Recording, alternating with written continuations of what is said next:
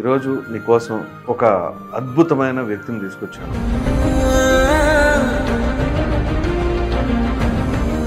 Unstoppable షోకి రమ్మని చెప్పేసి మీకు ఎవరు ఫోన్ చేశారు? ఆహా నుంచి ఆ క్రియేటివ్ టీమ్ నన్ను రాఘవి కాంటాక్ట్ అవుతుంది. బాలకృష్ణ గారు అక్కడ స్టూడియోలో నాకు ఇచ్చారు రూమ్. అది అక్కడ తెలిసిందనమాట, ఇలా చరణ్ బాబు వస్తున్నారని. అప్పుడు నాకు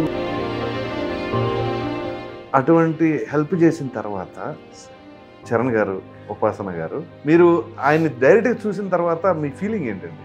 ఆ బిడ్డ వయసుకి చిన్నవాడైపోయాడు, పాదాలకి మొక్కాలని అనిపించింది మనసులో.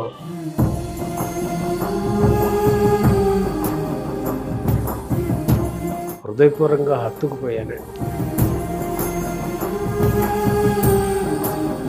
పక్కన నందమూరి తారక రామారావు గారి వారసుడు, ఓ పక్కన అన్నయ్య మెగాస్టార్ వారసుడు, వారిద్దరి మధ్యలో మీరు. ఇదంతా ఆ అరుణాచల రమణుల అనుగ్రహం పరిపూర్ణంగా.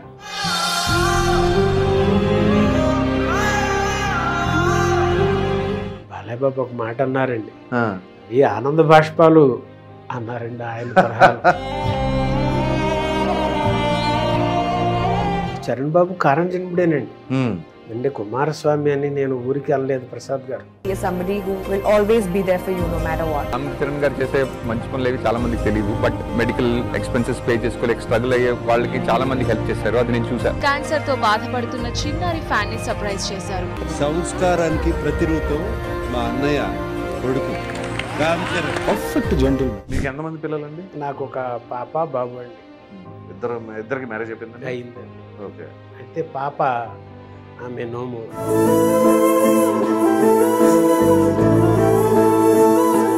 మీరు నారప్ప చిత్రానికి సంబంధించి మీరేదో కొంచెం వెనకడుగు వేశారు అని కూడా విన్నాను. 14లో మా అమ్మగారు చనిపోవడం జరిగింది.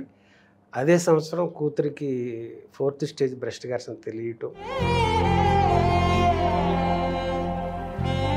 మీ సతీమణికి బాగోలేదు అని చెప్పేసి అది మీకు ఎప్పుడు తెలిసింది? మీరు ఎలా వచ్చారు? రాత్రి 9 తర్వాత అవంతా స్మృతి కోల్పోయి అది పిచ్చి పిచ్చిగా మాట్లాడుతుంది. ఏంటి అసలు ప్రాబ్లం ఏంటి? అంటే తనకు బాగా కాఫ్ వచ్చిందంట ఒక కొంతకాలం. దాంతో బ్లడ్ అంతా పలచబడిపోయిందంట. దాంతో పిచ్చి పిచ్చిగా తన స్మృతి పోయి మాట్లాడే దగ్గర నాకు భయం వేసేసి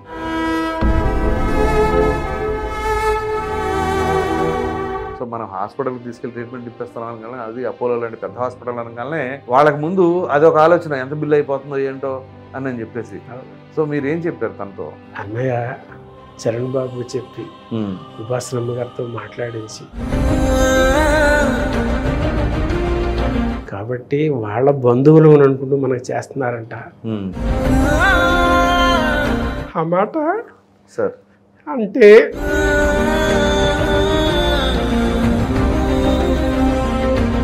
ఇంత ఉందయ్యా మనకి ఇక్కడ.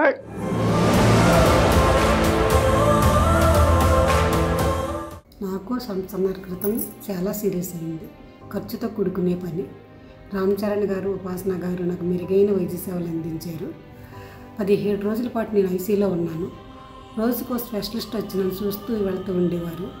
నాకు పునర్జన్మనిచ్చిన రామ్ చరణ్ గారికి, ఉపాసన గారికి నా ధన్యవాదములు. హైదరాబాద్లో చిన్న వేషాలు వేసుకునేవాడిని.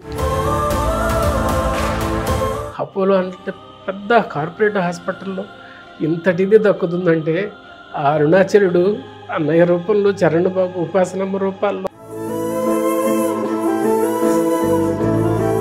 రూపాయి కట్టించుకోవాలి మాత్రం. మళ్ళీ తనకు ప్రాణం పోసి నాకు అప్పచెప్పారు.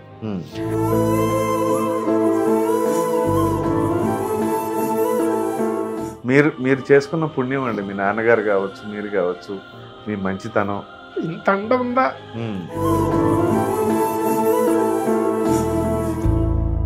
నమస్తే, నేను ప్రసాద్.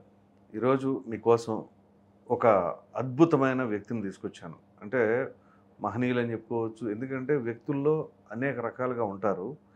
అయితే అరుదుగా కొంతమంది ఉంటారు. మీకు ఈజీగా అర్థం కావాలి అంటే ఇటీవల అన్స్టాపబుల్ బాలకృష్ణ గారిది ప్రోగ్రాం ఉంది కదా, దాంట్లో రామ్ చరణ్ గారు గెస్ట్గా వచ్చారు. అందులో వ్యక్తి వచ్చేసి తన సతీమణికి అనారోగ్యంగా ఉన్న క్రమంలో మరి అపోలో హాస్పిటల్లో వైద్య సేవలు అందించారు అని చెప్పారు చూసారా, ఆయనేనండి ఎంవిడి మల్లేశ్వరరావు గారు అలియాస్ శంకర్ మహంతి. ఆయన మన స్టూడియోకి వచ్చేసారు. అసలు ఆయన జీవితంలో జరిగిన పరిణామాలు ఏంటి అనే అంశాలన్నీ కూడా ఈరోజు చర్చించబోతున్నాను. నమస్తే శంకర్ మహంతి గారు. నమస్తే ప్రసాద్ గారు. సార్ బాగున్నారా? బాగున్నాను. సో ముందుగా మీరు ఏదైతే ఆ అన్స్టాపబుల్ షోలో ఆ ఒక్క ఫ్రేమ్లో చరణ్ గారిని మిమ్మల్ని చూసిన తర్వాత మీరు మీ భార్య గురించి చెప్పిన తర్వాత చాలామందికి అది ఎమోషనల్ కనెక్టివిటీ లాగా అనిపించింది అనమాట. అంటే బాధాకరమైన విధం, ఎట్ ద సేమ్ టైం ఏంటి అంటే ఒక ఆనందం, అబ్బా బ్రహ్మాండంగా రికవర్ అయ్యారు అనేది అక్కడ ప్రేక్షకులకు కూడా కలిగింది. సో ఇవన్నీ కూడా మనం తర్వాత చర్చిద్దాం. ముందుగా అసలు మీ జీవితం అసలు ఎక్కడి నుంచి స్టార్ట్ అయింది? మీ స్వగ్రామం ఏది? మీరు ఏం చదువుకున్నారు? మాది నేటివ్ ప్లేస్ గుడివాడ అండి, కృష్ణా జిల్లా విజయవాడ దగ్గర. ఓకే. ప్రస్తుతం బాబు వాళ్ళు బంగారుపాలెం, కోడలు వాళ్ళు చిత్తూరు జిల్లా. సో అక్కడ ఉంటున్నారు ప్రస్తుతం వాళ్ళు. నేను హైదరాబాదు.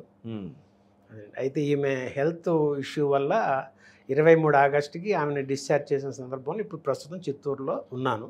ఓకే. ఈ ఒక 10 రోజులైంది హైదరాబాద్ వచ్చి. 23 ఆగస్టు డిశ్చార్జ్ అయ్యారు. 2023 ఆగస్టు 2 అండి.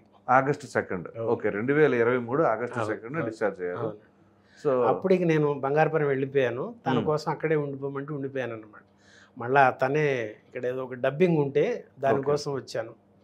ఇక అలా మళ్ళీ మిమ్మల్ని అందరినీ కలుసుకునే అవకాశం అన్స్టాపబుల్ నుంచి మీరు మేము కూడా చాలా అదృష్టంగా భావిస్తున్నాం ఇలాంటి వారిని స్టూడియో. ప్రస్తుతం హైదరాబాద్ ఉంటున్నానండి. Okay. Native place Gudivada Prasad. Gudivada. So మీ జీవన శైలి ఏంటి? మీ తల్లిదండ్రులు ఏం చేసేవారు? మాకు ఒక చిన్న వ్యాపారం అండి, కిరాణా వ్యాపారం. ఓకే. అది నాన్నగారికి ఒక కాలు ఇంతే ఉంటుందండి, చాలా ఒక 90% కట్ అయిపోయింది నా చిన్నతనంలో. యాక్సిడెంట్లో పోయిందండి? కాదండి, అది అప్పట్లో ఏదో షుగర్ అనేసి అప్పటి వరకు అయితే అక్కడ కట్ చేయలేదు, బాడీ ఎంత వస్తుంది అన్నారు. సో అక్కడ ఇంటికి పెద్ద అండి, తమ్ముడు, 2 చెల్లెళ్ళు. ఇక దాంతో అలా ఉంటా ఉంటే వ్యాపారం నడుస్తూ ఉంది. నాకు 1970కి 9 సంవత్సరాల వయసు అండి. అంటే 61 నవంబర్లో జననం. 9 ఏళ్ళ కంటే 4వ తరగతి చదువుతున్నాను. సినిమాకి వెళ్ళడం జరిగిందండి, అమ్మాళ్ళు తీసుకెళ్లారు. ఓకే. బాలరాజు కథ అని మాస్టర్ ప్రభాకర్ ఆర్టిస్ట్, వాడు నిక్కరేసుకొని తనకు చెల్లెలు మహాబలిపురం మహాబలిపురం అనే పాట కూడా ఉంటుంది. ఆ సినిమా చూశాక ఆ కుటుంబ పరిస్థితులు రీత్యా ఇటుకు కానీ ఏదో మనం అలా ఒక ఆర్టిస్ట్ అవ్వాలి, అయితే ఒక పేరు ఉంటుంది, అంత కుటుంబం అంతా ఒక మంచి స్థితికి వెళ్తామని ఆ లక్ష్యం పడిపోయింది ప్రసాద్ గారు. ఆ బీజం అప్పుడు పడింది 2009లో. 1970లో మీ 9 ఏళ్ల వయసులో? 1970, 9 ఏళ్ల వయసులో. ఇక అది వయసుతో పాటు అది పెరుగుతా వచ్చింది. ఆ ఆశ అలాగే ఉంది, ఆ కోరిక పెరుగుతుంది. మీ వయసుతో పాటు ఆశ కూడా కోరిక కూడా పెరుగుతూ ఉంది. 9 ఏళ్ల వయసు, 10 ఏళ్ళకి 11, ఇక 15 కాలేజీ, హై స్కూల్ అయిపోయింది. హై స్కూల్ కూడా నాటకాలు వేయటం. తర్వాత కాలేజీకి వెళ్ళాలంటే మాకు దగ్గరలో అక్కినేని నాగేశ్వరరావు కాలేజ్ ఉందండి. అవునండి. కాలేజీలో జరగడానికి కూడా 10th చదివేప్పుడు మేము అటువైపు వెళ్తా ఉంటే నాటకాలు వేస్తాం, పెద్ద ఆడిటోరియం. ఆ ఆడిటోరియం నాటకం వేయాలని దానికోసం బాగా 10th పాస్ అయ్యి. అసలు పేరే నాగేశ్వరరావు గారు దానంగా వెళ్ళిపోతాం కదా ఇక ఆ ఇంట్రెస్ట్ ఉన్నప్పుడు. అది దాంతో 10th పాస్ అవ్వడం, కాలేజీకి వెళ్ళటం, అక్కడ ఇక అలా జరుగుతూ ఉంటే మిత్రులు, బంధువులు అందరూ అడిగేవాడారా పెద్ద అయితే ఏం చేస్తావురా అని. యాక్టర్ అవుతాను అనేవాడిని. ఎందుకంటే మన ప్రాంతంలో మాకు గుడివాడకి దగ్గరలో కౌతరం అని ఎక్కువ సమయం గుడివాడలో ఉండేవారండి కైకాల సత్యనారాయణ గారు. ఆయన నాటకాలు వేయటం, ఆయన అక్కినేని నాగేశ్వరరావు కాలేజ్ చదవటం, నాటకాలు వేసే గురువు గారికి ఆయన పామర్ సుబ్బారావు ఆయన గురువు అండి. ఆయన దగ్గర మళ్ళీ నేను నాటకం నేర్చుకోవటం. ఈ దీంతో ఏమైందంటే నాకు కైకాల గారి లాగా ఒక విలన్ క్యారెక్టర్ ఆర్టిస్ట్ అవ్వాలనేది ఇక బలంగా జీవిత లక్ష్యంతో బ్రతుకు తెరు సాగుతూ ఉందండి. చదువు ఎంతవరకు చదివారు మీరు? డిగ్రీ ఫస్ట్ ఇయర్తో ఇక ఫుల్ స్టాప్ అయిందా, బ్రేక్ పడిపోయింది. మళ్ళీ టైం వేస్ట్ ఎందుకులే, ఉద్యోగం ఉద్దేశం లేదు. ఓకే. బిఏ ఫస్ట్ ఇయర్ చేసి బ్రాకెట్లు అట్లా చేశా. ఎప్పటికప్పుడు మనం ఇండస్ట్రీకి వెళ్ళిపోదాం అనే ఆలోచన. టైం ఏ ఒక్క సంవత్సరం వేస్ట్ అయినా అనే ఉద్దేశంతో అలా జరిగేది. అట్లా జరిగింది ప్రసాద్ గారు. సో మీరు అంటే ఇండస్ట్రీకి రావాలి అన్న కోరిక అయితే ఉంది, కానీ దానికి రాకముందు మీ వివాహం అయిపోయిందా? అవునండి. 1983లో మ్యారేజ్ అయింది. మా మేనకోడలే, మా పెదనాన్నగారి మనవరాలు వెంకట దుర్గాని. తను సరే దాంతో ఇక అక్కడ నాన్నగారు హ్యాండిక్యాప్డ్ అవ్వటం వల్ల పెద్ద కొడుకుని అవటంతో ఇద్దరు చెల్లెళ్ళు బాధ్యతలు తమ్ముడు ఉంటాయి అవటంతో కదా. ఇక అలాగే ఏదో ఒక వ్యాపారం చేసుకుంటూ మిత్రులందరూ సహకారంతో కొద్దిగా అట్లా ఎదుగుతూ కల్చరల్ సర్వీస్ చేస్తూ ఉండేవాడిని. దానికి స్మాల్ పాస్ పెట్టారా మీ కోరికకి?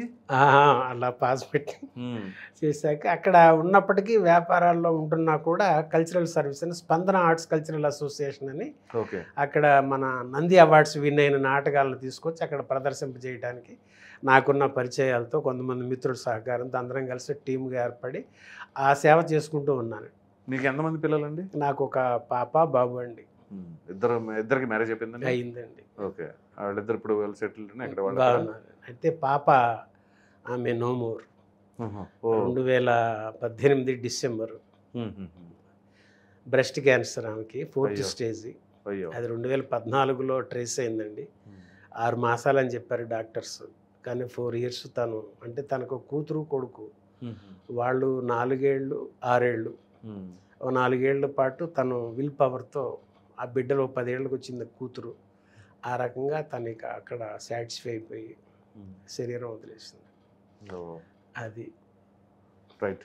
సరే, మరి ఇప్పుడు కొడుకు పిల్లలు అందరూ బాగానే ఉన్నారు కదా? కొడుకు ఒక కూతురండి, మనవరాలు. సో ఇండస్ట్రీకి మీరు ఎప్పుడు రాగలిగారు? అంటే ఇక నాన్నగారు 2003లో నాన్నగారు కాలం చేశారు. అప్పటికి నాకు 42 ఏళ్ళ వయసు. అక్కడి నుంచి ఎక్కడికి నేను పరిగెత్తుతున్నాను, ఏం చేస్తున్నాను అనేసి అంటే నేను రోటరీ క్లబ్లో కూడా చేస్తున్నానండి. అక్కడ భారత్ వికాస్ పరిషత్ అని కల్చరల్ సోషల్ యాక్టివిటీస్ సేవా కార్యక్రమాలు ఉంటూ వ్యాపారం చూసుకుంటూ ఇలా ఉండేవాడిని. ఈ పరుగంతా ఎక్కడికి వెళ్తున్నా, ఏం జరుగుతుందని నాన్నగారు తర్వాత నాకు ఒక చిన్న విత్తనం, ఇది కాదు ఏదో అంతే కదా అనేదో ఒక అప్పటి వరకు పరుగులు పెడుతున్న నేను ఒక జాగింగ్ చేస్తూ అంటే తగ్గించుకోవడం, మళ్ళీ అక్కడ నుంచి ఇక నడకలోకి వచ్చేసా. ఇక నడక కూడా కాదు, ఇదంతా ఫాల్స్, ఇదంతా అబద్ధం అనే ఏదో ఒక భావన దీనికి వచ్చి అప్పుడు సిద్ధిలక్ష్మి గణపతి దేవస్థానం అని ఉంటుందండి గుడివాడలో. అక్కడ ఆ తండ్రికి హోమం జరుగుతూ ఉంది. అప్పుడు అంటే ఆ తండ్రి ప్రతిష్టకి మా కుటుంబానికి అర్హత దక్కిందండి. ఓకే. అది ఆ ధ్వజస్తంభ ప్రతిష్ట సందర్భంలో సంకల్పం అనిపించింది హోమం సాక్షి, తండ్రి ఇది ఈ భౌతికమైన సంపద కాదు, జ్ఞాన సంపదను అనుగ్రహించు అని కోరుకున్నాను. అంతే. అక్కడ నుంచి ఆయన వర్క్ ఏం చేయాలో శివయ్య అంటే మనకి మోర్ లగేజ్ కష్టం, లెస్ లగేజ్ మోర్ కంఫర్ట్. అందుతో ఉన్న బంధాలు, బంధుత్వాలు, వ్యవహారాలు అన్ని ఆల్ ఆస్పెక్ట్స్ ఫైనాన్షియల్గా ఎలా అన్నానండి. ఇక ఎంత తగ్గించాలో అంత తగ్గించేసాడు ఆ తండ్రి. అప్పుడు నేను 2009కి నటుడిగా 9 ఏళ్ల వయసులో అనుకున్నది 49 ఏళ్ల వయసుకి హైదరాబాద్లో అడుగుపెట్టాను ప్రసాద్ గారు. ఓకే. అదండి. సో తొలి చిత్రం ఏ మూవీలో? ఫస్ట్ చేసింది భీమిలి కబడ్డీ జట్టు అండి, నాని గారు చేశారు. సూపర్ గుడ్ మూవీస్, అది హిట్ అండి మూవీ. అవునవును, చాలా మంచి హిట్. 2009 జనవరికి వచ్చినాడిని 9 మాసాలు ఇక్కడే ఉన్నానండి. ఆ షూటింగ్ అంతా అయిన తర్వాత ఒక కాన్ఫిడెన్స్ నాకు శివ ఇచ్చాడు. సో ఇక్కడ మనకేదో ఉంది, ఈ సినిమాలో క్యారెక్టర్ పడింది అని ఫ్యామిలీతో షిఫ్ట్ అవుదామని నేను 2009 10వ నెలలో వెళ్ళానండి. నవంబర్ డిసెంబర్ 2 మాసాలు అవ చేసుకుని 2010 జనవరికి హైదరాబాద్ వచ్చేద్దాం అని వెళ్ళినండి. 2 సంవత్సరాలు రాలేకపోయా. అయితే ఈ 9 మాసాల పరిచయాల్లో ఉన్న మిత్రులు, డైరెక్షన్ డిపార్ట్మెంట్ వాళ్ళు కాల్స్ చేయడం, వచ్చి చేసుకుని వెళ్ళిపోవడం చేశాను. ఓకే. అలా జరిగిపోయిందండి అది. ఆ తర్వాత మీరు నారప్ప చిత్రానికి సంబంధించి మీరేదో కొంచెం వెనకడుగు వేశారు అని కూడా విన్నాను. అవునండి. ఏంటండి అసలు నారప్ప వెనకాల హిస్టరీ? అంటే 2014లో మా అమ్మగారు చనిపోవడం జరిగింది. అదే సంవత్సరం కూతురికి 4th స్టేజ్ బ్రెస్ట్ క్యాన్సర్ తెలియటం, వీటి నుంచి ఒక 4 ఏళ్ల పాటు అమ్మాయి పోరాటం చేయటం, 18లో డిసెంబర్ ఆమె నో మోర్. అక్కడి నుంచి ఇక నాకు జీవితం పట్ల ఒక పరిపూర్ణమైన తృప్తి, ఇంకా చాలు. ఇక మగబిడ్డ కొడుకు ఒక్కడే, వాడికి పెళ్లి చేయడం జరిగింది. సో ఇక వాడి జీవితం వాడు చూసుకుంటాడు. అసలు ఇది ఎందుకు పుట్టింది, దీని జీవితం లక్ష్యం ఏంటి, దీన్ని తెలుసుకోవడానికి సినిమా లక్ష్యం కూడా ఇక అయింది. ఎందుకంటే కూతురు తల్లి వీళ్ళంతా ఉంటే వాళ్ళ కోసం ఏదో చేస్తాను నాకు ఆ సంతోషంతో వెళ్ళేవాడిని. ఇంకా ఎవరు లేని దగ్గర భార్య కొడుకు సరే, కానీ ఈ రమణ మహర్షి తత్వం బాగా లాగేస్తుందండి. దాంతో నాకు ఇక 2020కి తిరువణామలై వెళ్ళిపోయా, రమణ మహర్షి ఆశ్రమం దగ్గరలో. ఓకే. అక్కడ ఒక తెలుగు ఆశ్రమం వాళ్ళు నాకు ఆశ్రయం ఇచ్చారు. అంటే కుటుంబాన్ని అందరిని వదిలేశారు ఇక? అవునండి. అంటే నా మేనకోడలే కనుక తనకి చెప్పుకున్నాను. కన్విన్స్ చేశారు. దుర్గా నాకు ఇలా ఉంది మనసుకి, కూతురు కూడా వెళ్ళిపోయింది కదా, కొడుకు వాడు మంచాడు బిడ్డ, ఆడు తెలివి చక్కగా చేసుకుంటాడు, వాడికి పెళ్లి చేసాం, కోడలు కూడా మంచి పిల్ల, ఇద్దరు కలిసి ఏదో చేసుకుంటారు, వాళ్ళకి తోడుగా నువ్వు ఉండు, నన్ను తెలుసుకోవడానికి మీరు అనుమతిస్తే నేను నా తండ్రి దగ్గరికి వెళ్ళిపోవాలనుంది అని చెప్పాను. సరే మామయ్యను వాళ్ళు సరే, వాళ్ళు బాధపడుతూనే గుండె దేటో చేసుకొని పంపించారు. అంటే ఒక మంచి పనికి వెళ్తున్నావు కదా సరేలే అని. అలా జరిగిందండి. ఆ వెళ్ళినప్పుడు అక్కడ ఇక నాకు వాళ్ళు అడిగారు మీరేం చేసేవారు ఏంటి అని. అంటే గతం వద్దండి దీనికి, గతం ఏం లేదు. ఎవరండి అడిగింది? అక్కడ మఠం వాళ్ళు, తెలుగు ఆశ్రమం వాళ్ళు, శివ సన్నిధి అయిన సూరిబాబు గారు అంటారు, ఫేమస్. అది గత చరిత్ర వద్దు, గత పేరు వద్దు అనుకున్నారా?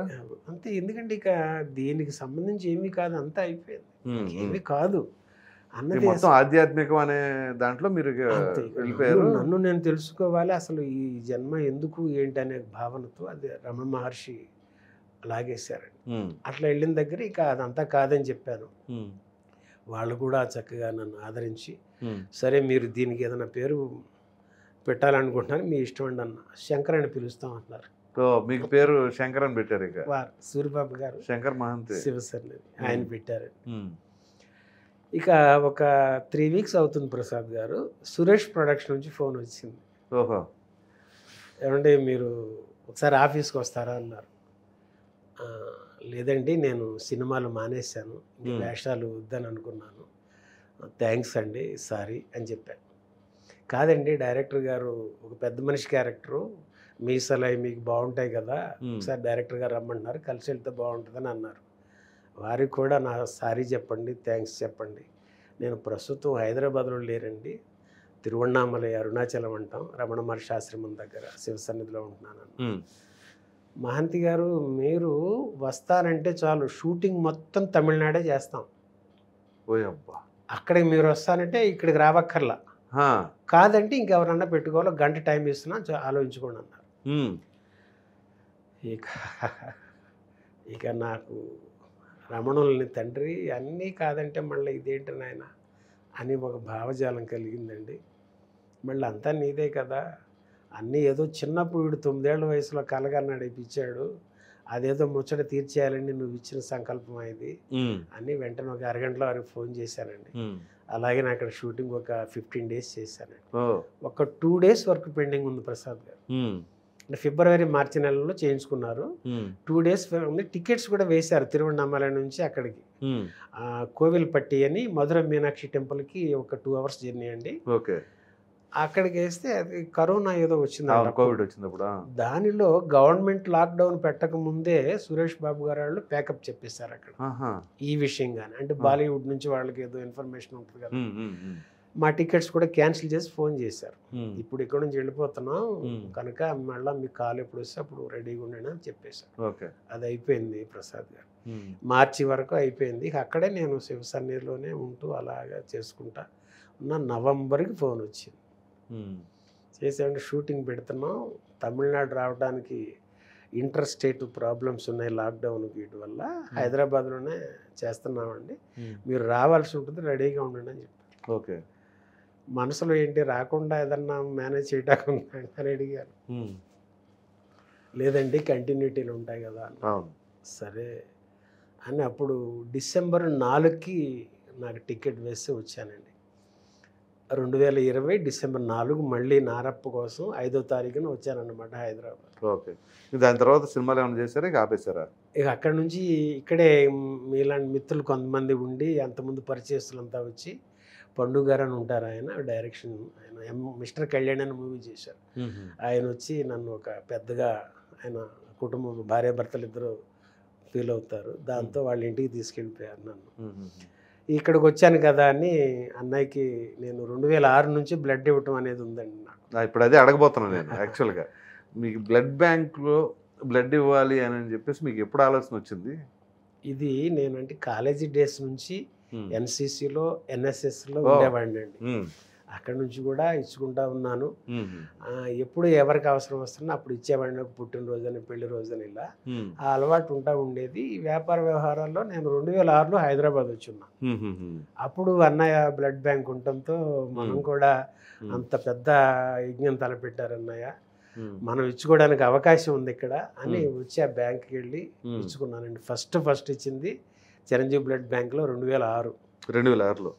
ఆ తర్వాత మళ్ళీ 2007 వచ్చాను ఏదో పని మీద, మళ్ళీ అప్పుడు ఇచ్చుకున్నా. ఇక 2009కి అన్ని ఆస్పెక్ట్స్ అక్కడ కాదనుకొని ఇక నటుడిగా హైదరాబాద్ వచ్చినప్పుడు అక్కడ నుంచి కంటిన్యూస్గా 3 నెలలకి 4 నెలలకి ఎప్పటికైతే నాకు ఇచ్చేస్తా ఉండేవాడిని. షూటింగ్ గ్యాప్స్ వచ్చినప్పుడు అట్లా జరిగేదండి. సో అన్నయ్యని కలిసారా మీరు? లేదండి, కలవలేదు. సో ఇప్పుడైతే చిరంజీవి గారి బ్లడ్ బ్యాంక్లో మీరు బ్లడ్ రెగ్యులర్గా ఇస్తూ ఉంటారు కదా. కట్ చేస్తే ఈ పాయింట్ ఇలా పెడితే మీరు తమిళనాడు వెళ్ళానన్నారు. సో ఆల్రెడీ కుటుంబాన్ని కాదని వెళ్ళారు. మరి ఆ తర్వాత మీ సతీమణికి బాగోలేదు అని చెప్పేసి అది మీకు ఎప్పుడు తెలిసింది? మీరు ఎలా వచ్చారు? నేను అంటే నా భార్య నేను 2020లో నేను వెళ్ళిన తర్వాత నన్ను చూడటానికి ఆ అరుణాచలం వచ్చారు. ఓకే. నేను జనవరి వెళ్ళాను, ఫిబ్రవరి ఎండింగ్లో ఆమె వచ్చారు, బాబు తను వస్తే ఇక ఆమెను అక్కడ ఆశ్రమం వాళ్ళు ఉండమ్మా మాకేం ఇబ్బంది కాదు, మీకు కూడా ఇక్కడ సంతోషంగా ఉండొచ్చు, అరుణాచలం అంటే అర్ధనారీశ్వరత్వం ఇక్కడే ఉంటుంది, ఆ శివుడు అమ్మని ఇక్కడే ఐక్యం చేసుకొని అర్ధనారీశ్వరత్వం ఇచ్చిన ప్రదేశం ఇది, అలాంటి చోట మీరు ఉండగా ఆయన ఒక్కళ్ళని ఇక్కడ కాదు మీరు కూడా ఉంటే మాకు అభ్యంతరం కాదు, సంతోషంగా మీకు మేము అన్నీ చూసుకుంటామని చెప్పారు. అలాగే ఫిబ్రవరి నుంచి ఆమె నేను ఇక అలానే మార్చిలో కూడా షూటింగ్ నేను వెళ్ళొచ్చేసాను. ఇలా జరుగుతూ ఉందండి. హైదరాబాదు డిసెంబర్లో రావాల్సి వచ్చింది కదా 2020కి. అప్పుడు బాబు వచ్చి బంగారుపాలెం తీసుకెళ్ళిపోయాడు ఆమెని, నేను ఒక్కడనే ఇటు వచ్చా. ఇవి వచ్చాక ఇక మిత్రులు నన్ను ఇక్కడ ఆపేయటం. ఆ తర్వాత ఇక 2023 జూలై 15కి నన్ను చూద్దామని వచ్చిందండి ఇక్కడికి బంగారుపాలెం నుంచి. వస్తే 15-16 బాగుంది ప్రసాద్ గారు. 17వ తేదీ రాత్రి 9 తర్వాత ఆమంతా స్మృతి కోల్పోయి అది పిచ్చి పిచ్చిగా మాట్లాడుతుంది. ఏంటి అసలు ప్రాబ్లం ఏంటి అంటే తనకు బాగా కాఫ్ వచ్చిందంట ఒక కొంతకాలం. మన ఇంట్లో ఏముంది, వీళ్ళు కరెక్ట్ ఏదో బుగ్గను పెట్టుకోవడం, మళ్ళీ పిల్లలు ఏ పనుల్లో ఉంటారా ఎందుకు హాస్పిటల్, ఇవన్నీ అశ్రద్ధ కార్యక్రమం. తర్వాత ఆమెకి 2011లో ఒకసారి మేము వాల్వ్ రీప్లేస్ చేశారండి. 2011లో ఒకసారి జరిగింది. దానికి బ్లడ్ ఒక లెవెల్లో మెయింటైన్ అవ్వడానికి క్యాప్సూల్స్ టాబ్లెట్స్ ఉంటాయండి, 2 రకాలు, 2 mg 3 mg అని ఆల్టర్నేటివ్ డేస్ యూజ్ చేసుకోవాలి అవి. ఈమె ఒకే రకం సంవత్సర కాలం పాటు వాడేసింది, దాంతో బ్లడ్ అంతా పలచబడిపోయిందంట. ఇవన్నీ మనకు తెలియదు. సరే ఇక్కడికి వచ్చిన తర్వాత 17వ తారీఖు ఇలా ఆమె ఒక వేరేగా బ్రీతింగే కాకుండా మాట తేడా వచ్చేసింది. దాంతో పిచ్చి పిచ్చిగా తన స్మృతి పోయి మాట్లాడే దగ్గర నాకు భయం వేసేసి అప్పుడు ఏంట్రా అని అనుకుంటా ఉంటే అప్పుడు నాకు ఇక్కడ ఇక బ్లడ్ బ్యాంక్లో ఇచ్చుకునే దాని మీద అప్పుడు స్వామినాయుడు గారిని కాంటాక్ట్. మీరు స్వామినాయుడు గారిని అప్రోచ్ అయ్యారా? అంతేనండి. సార్ ఇట్లా ఉంది ఏంటంటే అయితే మీరు వాట్సాప్ చేయండి అని పేరు అన్నారు. అంతేనండి. సెట్ చేసి ఇక అంబులెన్స్ వచ్చింది కృష్ణనగర్లో. ఆ రోజు పెద్ద వర్షం, అపోలో హాస్పిటల్కి తీసుకెళ్లారు. తీసుకెళ్ళిన తర్వాత అక్కడ రిసెప్షన్కి వెళ్ళగానే పేరేంటంటే వెంకటదుర్గ అని చెప్పాను. మీరా రండి అని, బెడ్ రెడీగా ఉంది, డాక్టర్స్ రెడీగా ఉన్నారు ప్రసాద్. ఆ ట్రీట్మెంట్ బిగిన్ చేసేసారు. జరుగుతూ ఉంది. 24 hours వరకు చెప్పలేమన్నారు. సరే అమౌంట్ అది కట్టాల్సి ఉంటుంది కదండి. సరే ఇలా ఉన్నాం కదా అని జరుగుతూ ఉంది. ఆ నెక్స్ట్ డే చూసాక మళ్ళీ 48 hours అంటున్నారండి. Okay, observation. అప్పటి వరకు మేము చెప్పలేమంటున్నారు ఐసీయూలో పెట్టేసి. సరే నాకు బిల్లు ఎంత అవుతుందో ఏమో, నా పరిస్థితి బాగుండాలా, 2 కరోనాలు దాటిపోయినాయి, 20, 21, 23 ఈ పరిస్థితి, షూటింగ్స్ అంతంత మాత్రంగా ఉంది. ఆ పరిస్థితులు ఈమెకి ఇలా రావటం, మరి బిల్లు ఎలా ఉంటుందో ఏమో అని అది ఎంత భయపడుతూ ఖర్చు అవుతుందో ఏంటో వారిని తెలియదు. అడిగానండి. ఆ. అంటే అక్కడ ఉంటారు కదా, స్టాఫ్ అడిగితే వాళ్ళు మాకు పైనుంచి ఫోన్ వచ్చిందండి, మీరు ఆందోళన పడకండి అన్నారు. నాకు అప్పుడు ఆలోచన కలిగింది, ఎట్లా ఏంటి అని. అంతవరకు నాకు ఈమె యొక్క దీనిలో ఉండిపోయిన టెన్షన్. అవునవును 48 అవర్స్ అని. అప్పుడు కొంచెం రిలీవ్ అయిన తర్వాత నాకు ఇలా పేరు పెట్టమన్నారు కదా స్వామినాయుడు గారని. అప్పుడు అన్నయ్య గారికి తెలిసి చరణ్ బాబుకి చెప్పడం, బాబు ఉపాసన గారికి చెప్పడం, అమ్మ ఫోన్ చేయటం వాళ్ళకి అక్కడ ఇలా జరిగిందంటండి. అప్పుడు తెలిసింది నాకు, అప్పటి వరకు నాకు తెలియదు. సో ఆ రక్త సంబంధం అనేది ఇంత దూరం తీసుకొచ్చి జీవితాన్ని నిలబెట్టింది, మీ కుటుంబాన్ని నిలబెట్టింది. అవును ప్రసాద్ గారు, అవునండి. సో నిజంగా చాలా సంతోషం అండి. ఎందుకంటే ఇప్పుడు ఈ బ్లడ్ బ్యాంకు రక్తదానం చేస్తాం ఎంత మంచిది అనేది డాక్టర్స్ కూడా చెప్తున్నారు. కానీ కొంతమంది దాన్ని ఏంటి అంటే వ్యాపారం చేస్తున్నారు, అది ఇది అని చెప్పేసి ఆరోపణలు కూడా వచ్చినాయి గతంలోనే. సో ఇటువంటి తరుణంలో మీరు ఒక ప్రత్యక్ష సాక్షిగా, ఎందుకంటే మీరు ప్రతి 3 నెలలకు 4 నెలలకు అన్నయ్య మీద అభిమానంతో బ్లడ్ ఇస్తా ప్రసాద్ గారు, నా ఆత్మసంతృప్తికి అన్నయ్య పెట్టిన వేదికలో అప్పుడు కూడా నా ఆత్మసంతృప్తి కోసం వెళ్ళానండి. అన్నయ్య అందరికి వేదిక కల్పించారు అని వెళ్ళిన ప్రతిసారి మహదానందం పొందేవాడిని ప్రసాద్. అవునవును అన్నయ్య గారి కోసం ఇవ్వాల, ఆయన అభిమానం, అంతే మీద అభిమానం. అవునండి, ఆయన ఎంచుకున్న మార్గంలో మనందరం కూడా భాగస్వాములు కావాలి అనేది మన తపన అనేది మీ ఉద్దేశం, అంతే కదా. సో ఇక్కడ యాదృచ్ఛికంగా ఏంటో మీరు గమనించారా, కొణిదెల శివశంకర వరప్రసాద్ చిరంజీవి, మీరేమో మల్లేశ్వరరావు నుంచి శంకర్ మహంతి.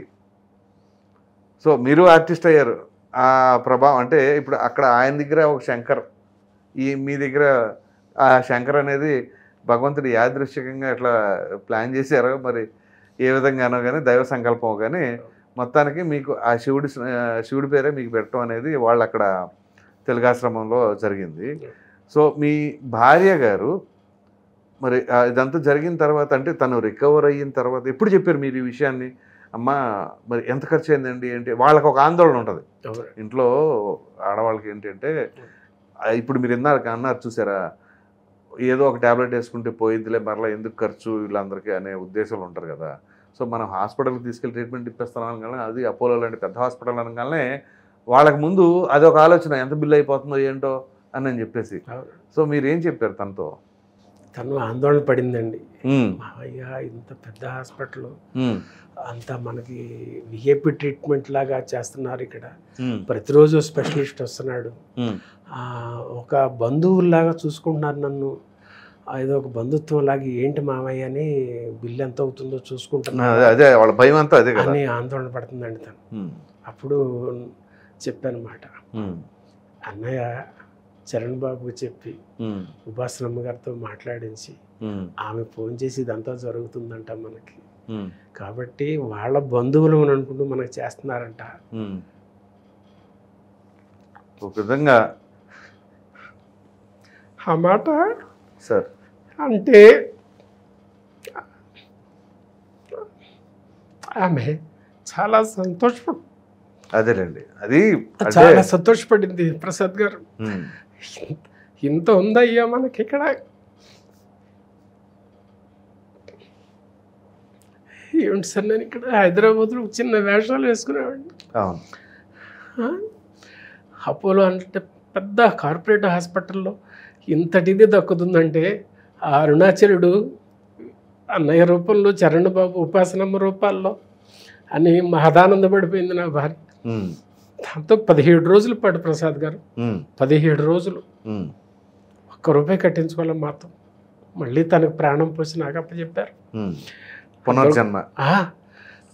సంతోషంగా ఉన్నారు ఆవిడ. మా దుర్గ అయితే అసలు ఇక మనకి ఇంత బలగా ఉందా అని మహదానంద పడిపోయింది. అంతే కదా, అదే మానసిక స్థైర్యం. అది ఎంత ప్రపంచం అంతా మీతో ఉన్నట్లే కదా. అవును అవును ప్రసాద్. ఎందుకంటే ఇక ఒక మెగా అన్నయ్య అనగానే ఒక క్షణం మీకు ఆవిడకి అనారోగ్యంగా ఉంది అన్న సమయంలో నా పరిస్థితి ఏంటి అన్న ఆలోచన నుంచి ప్రపంచం అంతా మీ వెనకాల ఉంది అనే పరిస్థితికి వచ్చేసింది. అవునండి, ఎంత కొండంత అండంగా.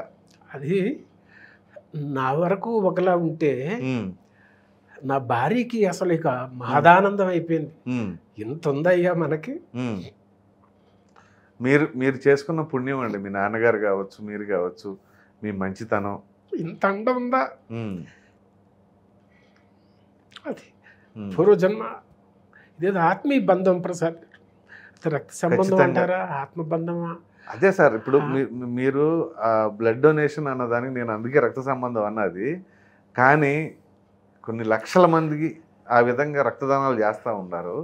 ఆ తర్వాత అండి అన్స్టాపబుల్ షోకి రమ్మని చెప్పేసి మీకు ఎవరు ఫోన్ చేశారు? నాకు ఆహా టీం నుంచి మన క్రియేటివ్ టీం అంటండి, ఓకే. ఆయన పేరు రాఘవ గారు, ఉమ్, ఆయన కాల్ చేస్తున్నారు. ఉమ్, దానికి ముందు స్వామినాయుడు గారి దగ్గర నంబర్ తీసుకున్నారంట. అచ్చా. మీకు ఏం జరిగిందండి ఎట్లా అని ఎంత అడిగారు నన్ను రాఘవ గారు. ఉమ్, ఇలా జరిగిందండి, మేము ఎప్పటి నుంచో ఎదురు చూస్తున్నాం ఉమ్, అంటే. ఆయన కాల్ చేసింది నాకు December 31 అండి, ఉమ్, 30 అండి, ఉమ్, 30 చేశారు. ఉమ్, 31 ప్రోగ్రామ్ అనుకుంటా. 30 చేసి జరిగిందంతా అడిగారు నాకు. ఉమ్, అంటే అక్కడ స్వామినాయుడు గారి నంబర్ తీసుకున్నాం ఉమ్, అని కాంటాక్ట్ చేస్తున్నాం అండి. అసలు ఏం జరిగింది మీకంటే అంతా చెప్పానండి. ఇక్కడ అడ్మిట్ అయ్యి డిశ్చార్జ్ అయిన దగ్గర నుంచి ఉమ్, 1.5 సంవత్సరం అయింది ప్రసాద్ గారు. ఉమ్, అప్పటి నుంచి ఎప్పుడు మనకి అనుమతి దొరుకుతుందా అన్నయ్యకి, సురేఖమ్మ గారికి, ఉమ్, చరణ్ బాబుకి, ఉపాసనమ్మ గారికి ఉమ్. కృతజ్ఞతలు తెలపాలి. మా కుటుంబం అంతా అని 1.5 సంవత్సరాల కాలం ఎదురు చూసాం. పబ్లిక్ ప్లాట్ఫామ్ మీద చెప్పాలి. కాదండి, ఇంటికి కలుసుకొని వారికి డైరెక్ట్ గా కృతజ్ఞత చెప్పాలి. చెప్పుకుందామని. అవకాశం రావాలి కదా అందుకే మనకి. ఇప్పుడు మా ఇంటికి వెళ్ళి కలుసుకొని ఆ కృతజ్ఞత చెప్పుకోవడానికి ఇంకా అవునవును. కనిపించి దూరంగా నమస్కారం పెట్టుకుని వచ్చేద్దామనే భావనే. ఉమ్, మరి షూటింగ్స్లో బిజీగా ఉండే అవును, దగ్గర అవును. సమయం లేకపోయారు. ఇలా ఆహా నుంచి ఆ క్రియేటివ్ టీం నన్ను రాఘవ కాంటాక్ట్ అవ్వటం, ఆ స్వామినాయుడు గారి నెంబర్ తీసుకున్నారు. ఉమ్, అక్కడి నుంచి డిసెంబర్ అదే రోజు నైట్ టికెట్ నాకు పిలిపించేశారు. ఉమ్, అన్నపూర్ణ స్టూడియోకి పిలిచారు. ఉమ్, అక్కడ కలుసుకున్నాం అనమాట. ఉమ్. అలా నాకు అన్స్టాపబుల్ నుంచి జరిగింది. చరణ్ గారు ఉన్నారని తెలుసా మీకు అక్కడ? ఉంటారని చెప్పారండి. చెప్పారా? వాళ్ళు చెప్పాలంటే ఇంకా బాగుంటేదేమో మీకు. అదే ఉంటున్నారు అని అక్కడికి వెళ్ళాక ఇక అంతా ఎంత ఉంటుంది కదండి. అవును. స్టూడియోకి వచ్చాక తెలిసింది. స్టూడియోకి వచ్చే వరకు తెలియదు, ఆహాహా. స్టూడియోకి వచ్చాక తెలిసింది. స్టూడియోకి వచ్చాక తెలిసింది. అన్స్టాపబుల్ అంటే బాలకృష్ణ గారు అవునవును, తెలుస్తుంది. బాలకృష్ణ గారు show. అక్కడ స్టూడియోలో నాకు ఇచ్చారు రూమ్ అది, అక్కడ తెలిసింది అనమాట ఉమ్, ఇలా చరణ్ బాబు వస్తున్నారని. అప్పుడు నాకు ఆ దగ్గరలో గేమ్ చేంజరే కదా ఉమ్. అని అప్పుడు నాకు ఆ అవగాహన అయింది. మీకు అటువంటి హెల్ప్ చేసిన తర్వాత చరణ్ గారు, ఉపాసన గారు, మీరు ఆయన్ని డైరెక్ట్గా చూసిన తర్వాత మీ ఫీలింగ్ ఏంటండి? నా అరుణాచలుడు యాక్చువల్గా చరణ్ అనే వ్యక్తి వాస్తవం వయసులో చిన్నవాడు కానీ మనసులో చాలా పెద్ద వ్యక్తి. సో మీకు ఏమనిపించింది అప్పుడు? ఆ వేదిక పైకి నన్ను పిలిచినప్పుడు అండి, ఉమ్, ఆ బిడ్డ వయసుకి చిన్నవాడైపోయాడు. ఉమ్, పాదాలకు మొక్కాలని అనిపించింది మనసులో. కానీ ఆ పాదాలకు మొక్కడం మరి అంత పబ్లిక్లో ఆయనకి ఆయుక్షేణమా ఏదనే మరి భావన అదే కదా. కలిగి హృదయపూర్వకంగా హత్తుకుపోయానండి. చూసాను అది ఒక్కసారి చాలా. ఆవలించేసుకుంటే ఉమ్, ఆ బిడ్డ నా గుండె చప్పుడుని ఎంతసేపు అంటే 1.5 సంవత్సరాల కాలం పాటు ఎదురు చూసిన నా ఆ కృతజ్ఞత భావాన్ని అప్పుడు కలుసుకుంటున్నానా, నాకు నా తండ్రి ఇంత, నాకు నా భార్య నాకు పునర్జన్మని చెప్పారు అని ఒక్కసారిగా ఆలింగనం చేసుకుంటే ఆ బిడ్డ నన్ను ఎంతసేపు 2-3 నిమిషాలు అలాగే నా గుండె చెప్పుడంతా విన్నారు. మరి ఆ ఉపాసనమ్మ వాళ్ళందరూ బంధువులాగా హాస్పిటల్ మొత్తం వారి దూర బంధువులు ఉంటుంటారు కదా, ఆర్థికంగా ఇబ్బందులు, అలా భావన చేసి మాకు ట్రీట్మెంట్ చేశారు. అలా ఆ ప్రోగ్రాంలో అది చెప్పడానికి వెళ్ళినప్పుడు ఇక నేను మాటల్లో చెప్పలేను, మళ్ళా నాకు ఆ గుండె పొంగిపోయి ఇదవుతుంది. అది ప్రసాద్ గారు ఓ పక్కన బాలయ్య బాబు, ఓ పక్కన చరణ్ గారు, మధ్యలో మీరు ఎప్పుడైనా ఊహించారా అసలు? అస్సలు ఊహించలేదండి, అస్సలు ఊహించింది కాదు. ఓ పక్కన నందమూరి తారక రామారావు గారి వారసుడు, ఓ పక్కన అన్నయ్య మెగాస్టార్ వారసుడు, వారిద్దరి మధ్యలో మీరు.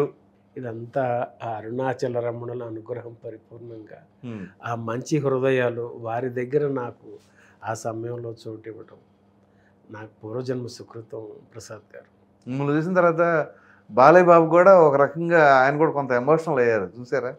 ఆయన నా ఒక ఇది చూసి మీ ఫీలింగ్స్. చరణ్ బాబు అంతసేపు నన్ను ఓదార్చిన తర్వాత వాటర్ తాగమని ఇచ్చారు కదా మీకు, కరెక్టా? బాలయ్య బాబు ఒక మాట అన్నారండి, అవి ఆనంద బాష్పాలు అన్నారండి ఆయన తరహాలో. అది కరెక్ట్ అండి, అది దుఃఖం కాదండి. అవును, ఆనంద బాష్పాలు. అవును, చక్కగా చెప్పారు ఆయన.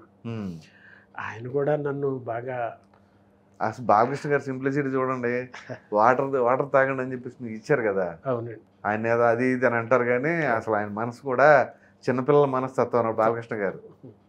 ఒక పక్కన చరణ్ గారు. నేనేం చెప్పినా అక్కడ ప్రత్యక్షంగా కనిపిస్తుంది ఆ వేదిక మీద. అవునవును, అదే నిదర్శనం అండి. కానీ పరమానందం పొందా. నాకు ఇంకేం కావాలండి అసలు. ఇక తండ్రి దీన్ని ఏం చేస్తే అది అంతటి ఆనందంతో ఉన్నా, నా భార్య పరిపూర్ణమైన ధైర్యంతో ఉంది, చాలు. మీరు మీ కుటుంబం అంతా కూడా సంతోషంగా ఉండాలని చెప్పేసి మనస్ఫూర్తిగా కోరుకుంటున్నాను. మీరు కనుక ఒకసారి ఇప్పుడు అన్నయ్యని కలిసే అవకాశం వస్తే ఏం చెప్తారు? అన్నయ్యని కలిసే అవకాశమే వస్తే ఆ కైలాస పర్వతం మీద ఎవరుంటారండి? మహాశివుడు. మహాశివుడు అన్నయ్య. ఆయన కారణ జన్ముడు, ఆ నటరాజ అంశ. ఆయన అవకాశం కలిగితే ఆయన్ని, అమ్మ వదినమ్మ పార్వతమ్మ గారిని, సురేఖమ్మ, మరి చరణ్ బాబు ఏమో కుమారస్వామిగా, ఎంత జ్ఞానం అండి, ఎంత వినయం అండి ఆ బిడ్డ. ఇది నేను ఏదో చెప్పేది కాదండి, లోకానికి తెలిసిన విషయం. తెలిసింది. గ్లోబల్ స్టార్ అయ్యిండు కూడా ఆ బిడ్డ అంత వినయంగా. అవును, మొన్న కూడా పవన్ కళ్యాణ్ గారు కూడా అన్నారు అన్నమాట. యాక్చువల్గా ఏంటంటే ఆయన గోల్డెన్ స్పూన్తో పుట్టిన వ్యక్తే, కానీ అదే ఇప్పటికీ ఆయన భక్తి అని కావచ్చు, అలాగే చాలా గ్రౌండ్ లెవెల్తో ఉంటారు. ఆ విషయంలో నిజంగా ఆయన చరణ్ బాబు కారణ జన్ముడేనండి. అంటే కుమారస్వామి అని నేను ఊరికి అనలేదు ప్రసాద్ గారు. ఎందుకంటే ఒక రమణాశ్రమం పరిధిలో ఉండి అరుణాచలం తిరువణామల అంటున్న వ్యక్తిగా స్వచ్ఛంగా మాట్లాడాలి. అవును, ఆ మాటల్లో కల్మషం ఉండకూడదండి. అట్లా ఉపాసనమ్మను వల్లీదేవి లాగా. అదే కదా ఇప్పుడు నేను అనుభూతున్నాను. ఇదే చరణ్ బాబు ఎలా ఉంటారో, ఉపాసన కూడా భార్యాభర్తలు అన్యోన్యమైన దంపతులు, వాళ్ళు సర్వీస్ ఓరియంటెడ్లో ఉంటుంది చూసారా వాళ్ళ మనసు. అదే వాళ్ళని కలిపిందేమో బహుశా, భగవంతుడు అందుకే గెలిపారేమో వాళ్ళని. ఎస్, ఈ మాట చాలా కరెక్ట్ ప్రసాద్. అవును, లేకపోతే ఆ కాంబినేషన్స్ ఊరికి అవ్వండి. రేర్ కాంబినేషన్ అండి. ఇప్పుడు డబ్బు ఉండటం వేరు, మనస్తత్వం ప్రజలకు ఏదో చెయ్యాలి లేని వారికి అనేది ఉండటం వేరు. భగవంతుడు అందుకునే ఉపాసన గారిని చరణ్ గారిని కలిపారేమో బహుశా.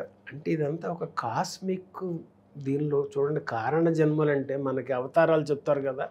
ఇప్పుడు విష్ణుమూర్తి, లక్ష్మీదేవి అని, శివుడు, పార్వతి, వీళ్ళని అవతారాలు తీసుకుంటూ చేస్తుంటారు చూసారా. అవును, ఆ పురాణాలు ఎంత మనం నమ్ముతున్నామో ఈ కలియుగంలో ఇప్పట్లో ఈ ట్రెండ్లో కూడా అక్షర సత్యం అని నేను చెప్తున్నాను. కారణ జన్మలండి ఆ కుటుంబం మొత్తం, లేకపోతే ఆ కలయిక జరగదు ప్రసాద్ గారు. అవును, ఇలాంటివన్నీ కాస్త స్పిరిచువల్ ఇది ఉన్న వాళ్ళు పరిపూర్ణంగా నమ్మగలరండి. అవును, ఏమాత్రం ఒక మనస్సు కొంచెం ప్రశాంతత ఉండి వాళ్ళు కూడా దీన్ని పరిపూర్ణంగా నమ్మగలుగుతారండి. అలానే మరి అమ్మల గన్న అమ్మ కనకదుర్గమ్మ, ముగ్గురు అన్నల గన్న అమ్మ అంజనమ్మ, ఆ తల్లికి పాదాబంధనం చేసుకోవాలని కోరిక. ఇంతకు మించి అన్నయ్యను కలిసి మీకు కూడా ఉందా? నాకు ఉందా కోరిక?